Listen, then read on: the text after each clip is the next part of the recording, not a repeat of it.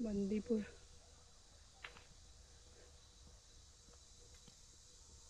हे आमचं रूम आहे. गॉल हे इथं खाण्यासाठीच आहे.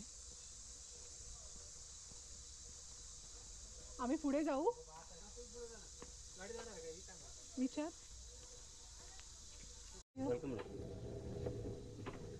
कर्नाटकातील बंदीपूर अभयारण्यातून आम्ही पहिली सफारी केली. दुपारची सफारी होती. 2:45 वाजता आम्ही आमच्या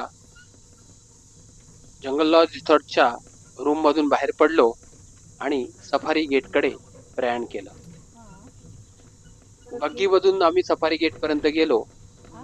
वाटेत जुनी झाडं होती. खूप छान हिरवळ आहे जंगल लॉज रिसॉर्ट मध्ये आणि आपण कुठेतरी जंगलातच आहोत याचा भास आपल्याला तिथे होतो. थोड्याच वेळात मी सफारी गेट जवळ पोहोचलो. सफारी सुरू व्हायला थोडा वेळ होता म्हणून काही फोटो काढले.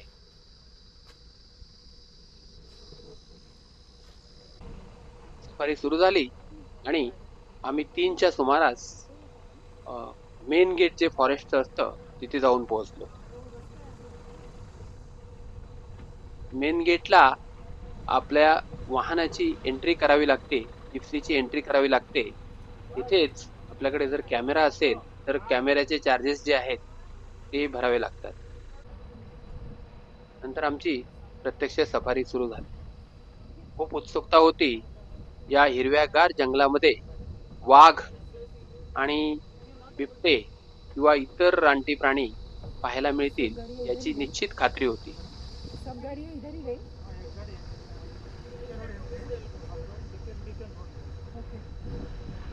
और दैट राइट साइड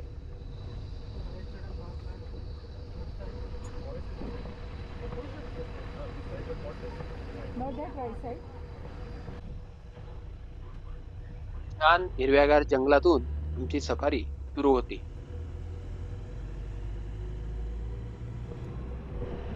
आणि थोड्याच वेळात आम्हाला म्हैसूर उटी रोड लागला. जो महामार्ग आहे त्या महामार्गावरून थोडा वेळ जावं लागतं आणि तिथून मग डाव्या बाजूला वळल्यावर आपली प्रत्यक्ष सफारी, मुख्य सफारी सुरू होते. मुख्य सफारीच्या सुरुवातीलाच आम्हाला स्पॉटेड डिअरनी दर्शन दिलं. स्पॉटेड डिअर हा कॉमन प्राणी आहे, चितळ म्हणतो आपण त्याला, आणि तो सगळ्याच जंगलामध्ये विपुल प्रमाणात आढळतो.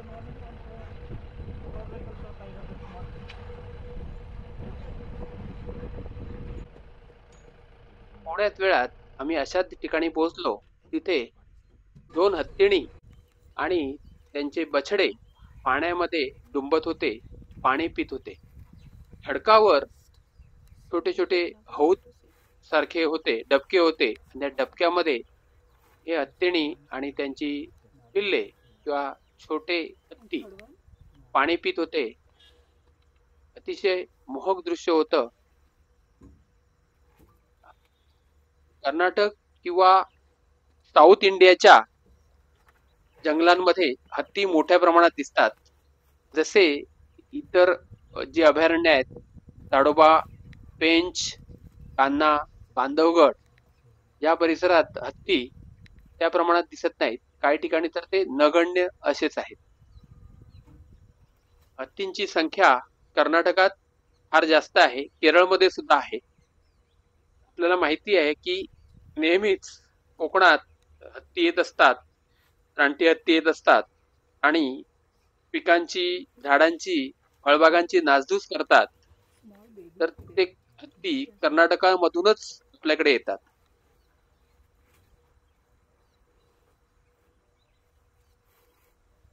बराच वेळ आम्ही त्या हत्तींच्या वेगवेगळ्या लीला ज्या होत्या, पाणी पित होते किंवा हुंदडत होते, ते पाहत होतो. एवढे रानटी हत्ती एवढ्या जवळून पहिल्यांदाच पाहत असल्या कारणाने मनात थोडी भीती होती. कारण बऱ्याच वेळा हत्ती आपल्या जिप्सीवर चालून येतात. वाघ किंवा इतर रानटी प्राणी कधी जिप्सीवर हल्ला केल्याचे आठवत नाही किंवा क्वचित कधी हल्ला केला असेल तर. मात्र हत्ती बऱ्याच वेळा जिप्सींवर हल्ला केल्याची उदाहरणं आहेत.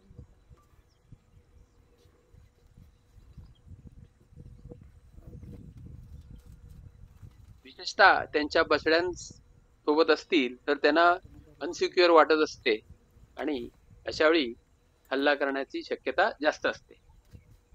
हत्तीची चाल किती मोहक आहे पहा. अतिशय संथ गतीने पण मोहक चाल असलेला हत्ती. त्यामुळे अनेक वेळा एखादा व्यक्ती जो संथ गतीने चालतो त्याला आपण हत्तीची उपमा देत असतो.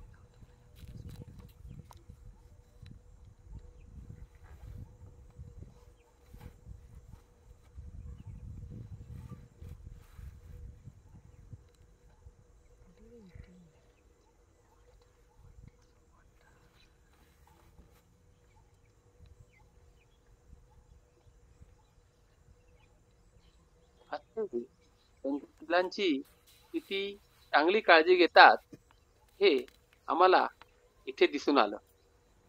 हत्तीणीचं पिल्लू तिथे पाणी पिण्याला आलं. त्याला पाणी प्यायला नीट जमत नव्हतं. अशा वेळी हत्तीण स्वतः मागे गेली आणि बछड्याला पाणी प्यायला दिलं आणि स्वतः दुसरीकडून येऊन पाणी प्यायला लागली.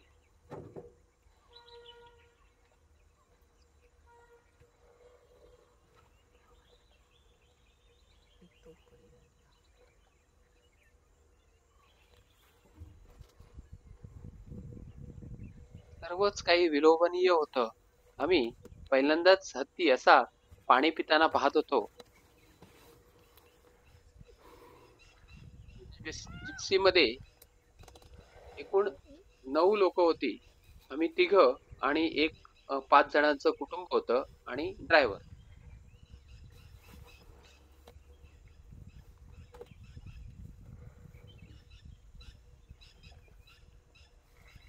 पक्ष्यांचे आवाज सुद्धा येत होते. या अभयारण्यामध्ये पशु पक्षी मोठ्या प्रमाणात आहेत. थोड्या वेळाने पुन्हा एक स्पॉटेड डिअर दिसलं. एकटंच होतं आणि छानपैकी गवतामध्ये चरत होतं. त्याची सुंदर कांती. त्यानंतर जरा पुढे गेल्यावर आम्हाला मोर आणि लांडोर एका खोडावर बसलेले दिसले. थोड्या पुढे गेल्यावर वाघाचे पगमार्क आम्हाला दिसले.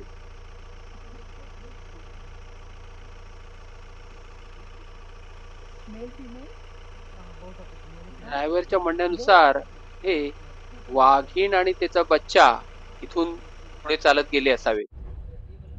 थोडा वेळ प्रयत्न केला, आम्हाला काही वाघ दिसला नाही आणि आम्ही तसेच पुढे निघालो. पुढे एक इंडियन गौरचा कळप दिसला.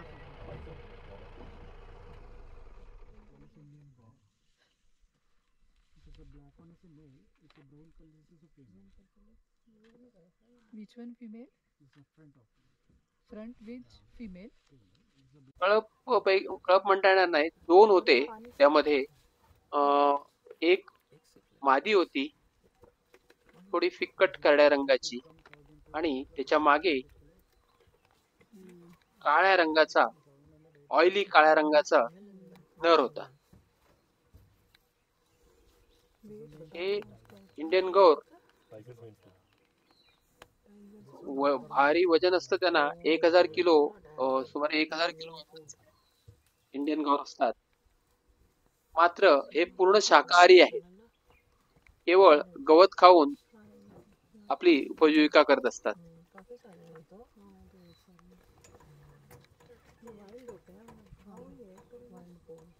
इथे हिरवळ भरपूर असल्या कारणाने त्यांना गवत खूप मोठ्या प्रमाणात हिरवा चारा खायला मिळतो.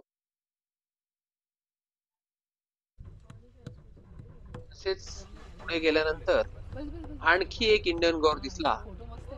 तो मात्र आम्हाला फोटो देण्यासाठीच जणू काही तिथे उभा होता.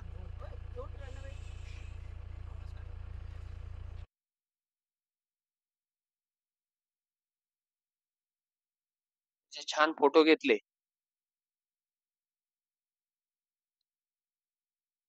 आणि इंडियन सरपंट एगल एका झाडाच्या फांदीवर एक लॅपिंग खाली बसलेला आणि टकाचोर एका खोडावर बसलेला आम्हाला लागोपाठ दिसले.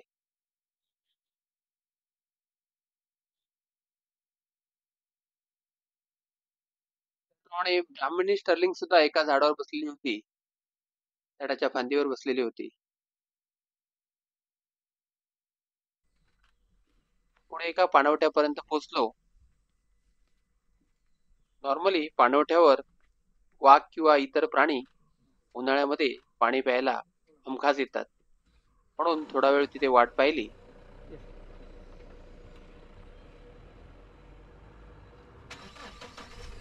मात्र काहीच न दिसल्यामुळं पुन्हा पुढे निघालो.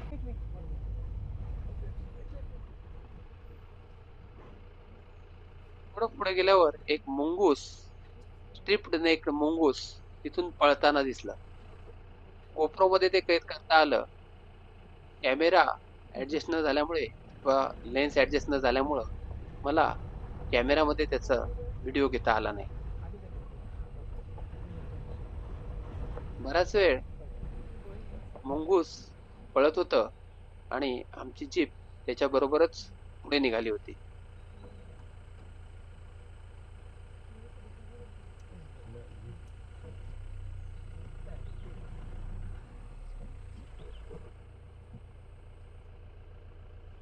mongoose. 2-3 फोटो मिळू शकले.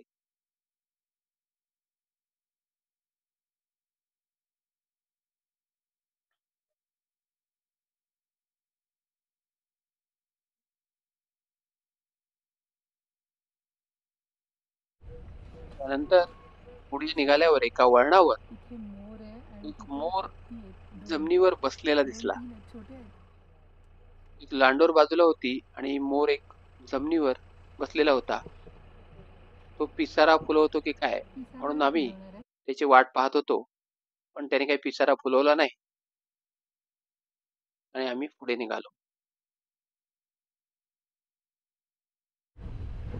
पुढे गेल्यानंतर हे फर्स्ट टाइम, आता ह्याच्यात फर्स्ट टाइम दिसलं. मला सांबर डिअर दिसला. या जंगलामध्ये सांबर डिअरची संख्या म्हणावी तेवढी नाहीये. पहिल्यांदाच आम्हाला सांबर डिअर दिसत होतं आणि त्याचे छान फोटो आम्हाला घेता आले. लाईटचा प्रॉब्लेम आहे.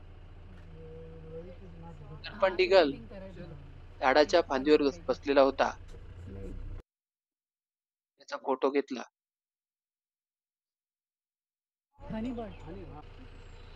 पुढे आम्हाला एक चांगलं दृश्य पाहायला मिळालं.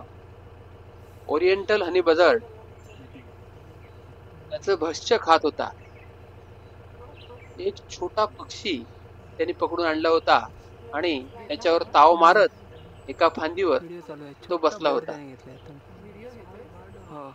बराच वेळ तो तिथे त्या पक्ष्याचे लचके तोडत होता. पाहताना वाईट वाटत होतं, पण शेवटी ही अन्न साखळी आहे आणि तीच आपल्याला पाळावी लागते. जंगलात सुद्धा ही अन्न साखळी पालन करावे लागते. निसर्गामध्ये अन्न साखळीचं महत्व फार आहे. काही शाकाहारी पक्षी असतात, काही मांसाहारी असतात आणि त्यांची उपजीविका ते अशा छोट्या कीटकांवर किंवा पक्ष्यांवर करत असतात.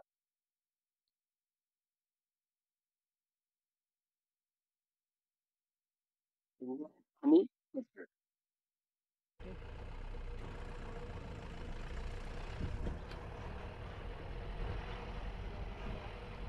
थोडं पुढे गेल्यावर एका झाडाच्या फांदीवर सुंदर मोर बसलेला दिसला. सूर्याची किरण मोराच्या पंखावर पडलेली होती, पिसांवर पडलेली होती, त्यामुळं हा मोर अतिशय मोहक दिसत होता. पुढे एक इंडियन लंगूर आपल्या बाळासह एका झाडाच्या फांदीवर बसलेला दिसला. तसंच पुढे निघाल्यानंतर इंडियन गौरचा एक मोठा कळप इथे गवतामध्ये चरत होता. इथे इंडियन गौर मोठ्या प्रमाणात आहेत.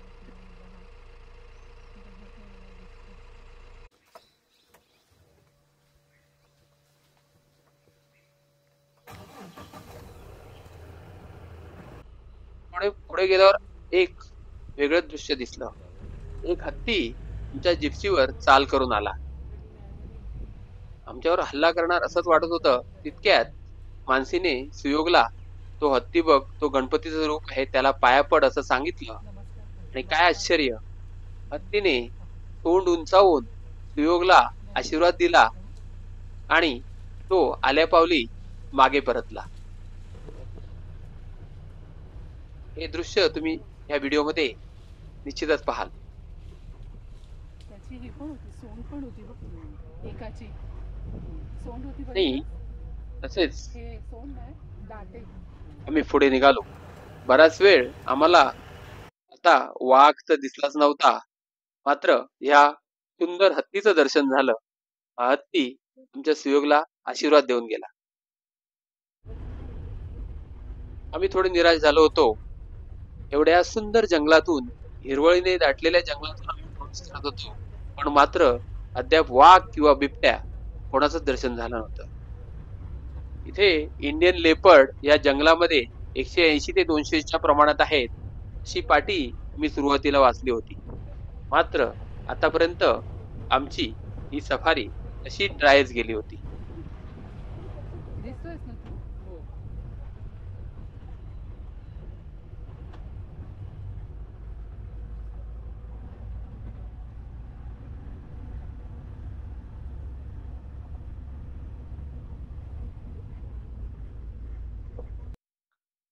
थोड्याच वेळात आम्हाला एका झाडावर शेकरू बसलेलं दिसलं. शेकरांची संख्या सुद्धा इथे जास्त आहे. पुढच्या सफारीत सुद्धा शेकरू मला दिसलेली होती.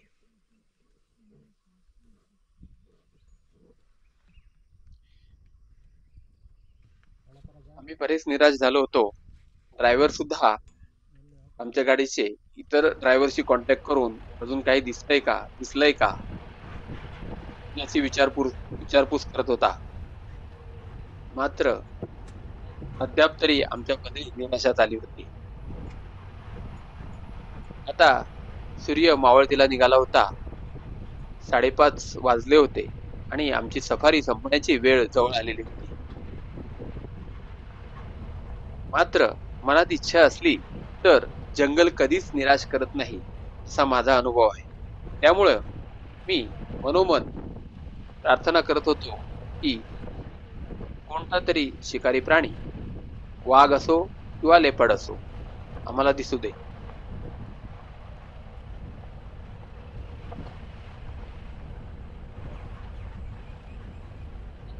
आम्हाला हरण, मोर दिसतच होते. मात्र ज्याची ओढ होती ते लेपर्ड किंवा वाघ अद्याप दृष्टीपथास पडलेला नव्हता. झालाय.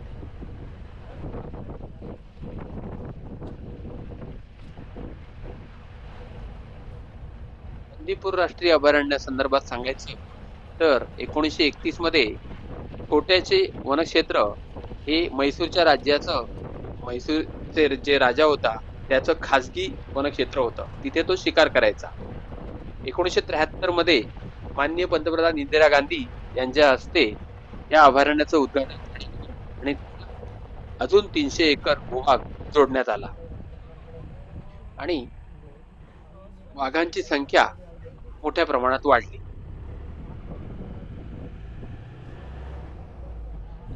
गेल्या वर्षी त्याला 50 वर्ष पूर्ण झाल्यानंतर, 2023-24 मध्ये ते 50 वर्ष पूर्ण झाल्यानंतर माननीय पंतप्रधान मोदी इथे आले होते.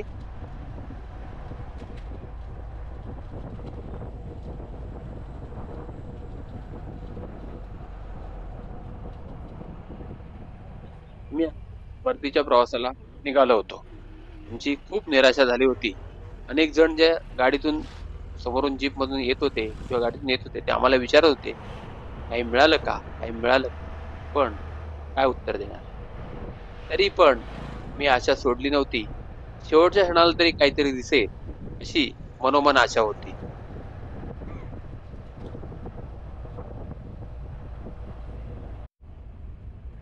आणि शेवटी जंगल आपल्याला कधी निराश करत नाही, हे खरं आहे.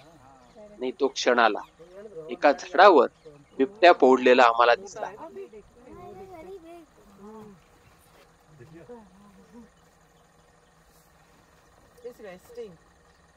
झालेला होता. 5:45 वाजलेले होते. दुपारी संपण्याची वेळ आलेली होती आणि अखेरच्या क्षणी आम्हाला बिबट्या एका झाडावर, एका फांदीवर पोहडलेला दिसला. त्याचं डोकं आमच्या विरुद्ध बाजूला होतं. त्यामुळे तो आमच्याकडे कधी डोकं फिरवतो याची वाट पाहत आम्ही तेथे थांबलो.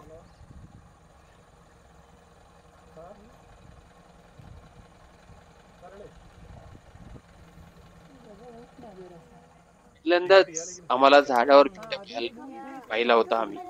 आणि थोड्या वेळानं बिबट्यानं आमच्याकडे मान वळवली आणि ते खूप छान दृश्य कॅमेऱ्यामध्ये चित्रित करता आलं. झाडावर फांदीवर बसलेला बिबट्या पाहण्याचा आमची बऱ्याच दिवसापासूनची इच्छा होती. ही इच्छा अशा प्रकारे बंदीपूर अभयारण्याने पूर्ण केली.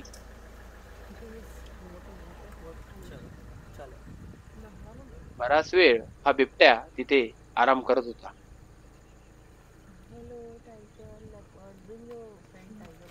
ती त्याच्या नेहमीच्या आरामाची जागा असावी असं वाटतं. आम्ही विचारलं तर तो बिबट्या फिमेल बिबट्या आहे असं ड्रायव्हरने सांगितलं.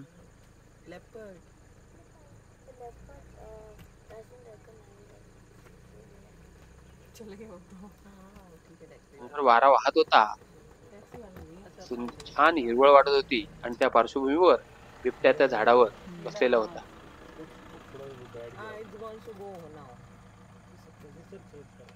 थोड्या वेळाने तो बिबट्या त्याच झाडावर उठून उभा राहिला. त्याचा व्हिडिओ जरी मिळाला नाही तरी काही फोटो मला घेता आले. पुन्हा बिबट्या उठून उभा राहिल्यावर पुन्हा त्याच पोझिशन मध्ये पुन्हा झोपला.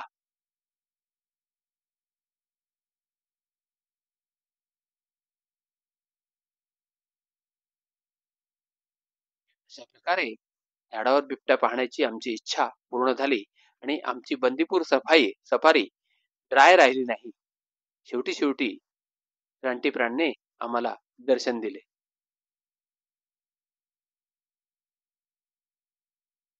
थँक्यू बंदीपूर.